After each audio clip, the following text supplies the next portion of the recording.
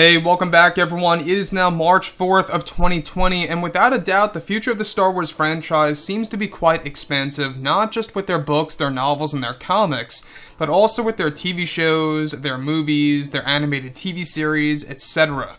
This is Mike Zero. Make sure to subscribe if you are new to the channel for future Star Wars content.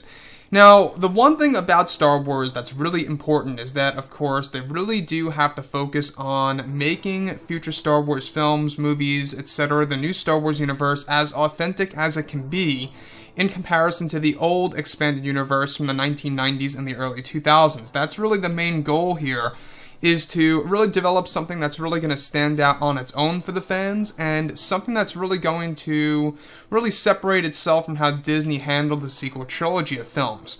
So, you guys may very well be aware that just a couple of days ago we learned about the big news that Bob Iger stepped down as the Disney CEO, and Bob Chapek is taking over as the new CEO. He's actually going through the transition as we speak, and a lot of his ideas are coming to fruition for Star Wars, Marvel, and more. That's going to change those franchises and more to come in the future. So, Star Wars, it really seems like it's heading in a better direction because something big with Kathleen Kennedy is changing over at Lucasfilm, as Disney is, of course, cleaning up Lucasfilm as we know it. Now, with that being said, now that both Disney and Lucasfilm are finished with The Rise of Skywalker, they are focused on their new Star Wars trilogy of films, as well as their new Star Wars universe. Now, it's explained that many changes are being made over at Lucasfilm because of the new CEO of Disney, Bob Chapek, that will be evolving the Star Wars franchise properly and also keeping parts of the Skywalker legacy alive as well. Now, it's explained that the new Disney CEO is bringing an end to a massive plan that Kathleen Kennedy had for the future of Star Wars, where it's explained that Kathleen Kennedy had an original plan to develop an animated series for Disney Plus that would focus on the lives of Luke, Han, and Leia, that would retell the events of the original trilogy and literally change the canon of the original trilogy by George Lucas. This project that was in early development, however, was put to a stop by the new Disney CEO, Bob Chapek, where not just that, but also Bob Chapek is bringing an end to Rian Johnson's trilogy, which was another major project that was created by Kathleen Kennedy, and that Bob wants to separate those three movies into three separate slots throughout this decade for new Star Wars films, apart from the already planned trilogy that's already in the works. Now, it's explained that Bob Chapek also canceled Kathleen Kennedy's proposal of hiring Brie Larson to become Ahsoka Tano in a future live-action project for Disney Plus that was going to focus on the Jedi, and that many of her projects are being canceled or put on hold by Bob Chapek indefinitely to create an authentic Star Wars brand for the community in the meantime.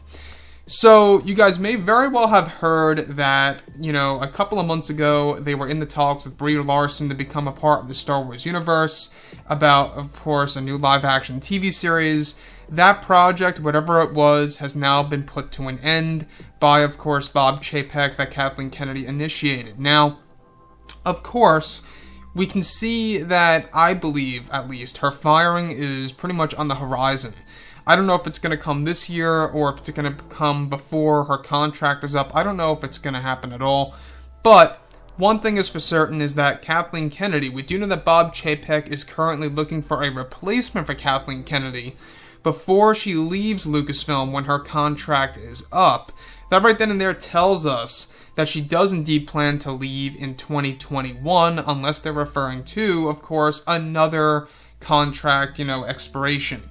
So, with that being said, everything related to Bob Chapek, he really seems like that he is going to change Star Wars as we know it, bringing it into a more respectful manner for the Star Wars fans, where, if you look at George Lucas, right, all he wanted to do with Star Wars was make excellent stories for the fans.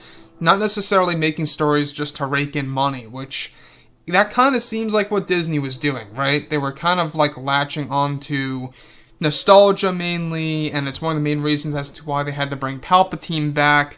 Kathleen Kennedy figured that the movie would do better at the box office if of course, Palpatine was back in the mix. And that really was a big deal, because when you think about it this way, everything related to Star Wars is about creating new material. And that's exactly what George did with the prequel trilogy. It's why it feels unique. You got new ships, you got new characters, but characters that are also connected to the Skywalkers. You know, you had Anakin, you had the younger version of Obi-Wan, you had Padme Amidala. It was amazing. So they really could have done something, you know, a little bit far more better, honestly, with how they handled the Rise of Skywalker. So with that being said, guys, I mean, like I say, of how Bob Chapek, you know, is also separating the Rian Johnson trilogy. That's the big plan right now. You know, spreading out those 3 movies into 3 separate slots for different Star Wars films basically tells us that, of course, changes are happening as we speak. So anyways, guys, drop a comment below. Let me know what you think about all of this in the comments. And if you guys did enjoy the content for today, do make sure to drop a thumbs up on this video to support the channel. I thank you all so very much for the kind support, and I'll catch you guys next time.